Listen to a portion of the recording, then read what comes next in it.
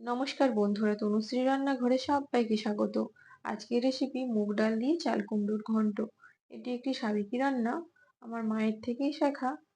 আমি কিভাবে বানাই সেটাই আপনাদের সাথে শেয়ার করব। আসুন দেখে নেওয়া যাক আমার আজকের রেসিপি।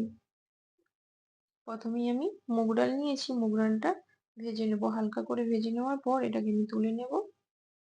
তুলে একটা পাত্রে রেখে দিলাম, তারপর ভালো করে ধুয়ে এটা ভিজিয়ে রেখে দেব। কিছুক্ষণের জন্য ভিজিয়ে রাখবো। এবার ওই কড়াইয়ের মধ্যেই দিয়ে দিলাম সর্ষের তেল, কালো সর্ষে দিলাম, আর দিলাম রাঁধুনি, একটা শুকনো লঙ্কা। ফোড়নটা হালকা ভেজে নেওয়ার পর ধুয়ে রাখা চাল কুমড়োটা দিয়ে দিলাম, আর দিলাম স্বাদ মতো লবণ। দিয়ে একটু ভালো করে মিশিয়ে নেওয়ার পর লো আঁচে এটাকে ঢেকে রাখবো 5 মিনিট। দেখুন কতটা জল রিলিজ করেছে। তারপর দিয়ে দেব মুগ ডাল, আর দেব দুটো কাঁচা লঙ্কা।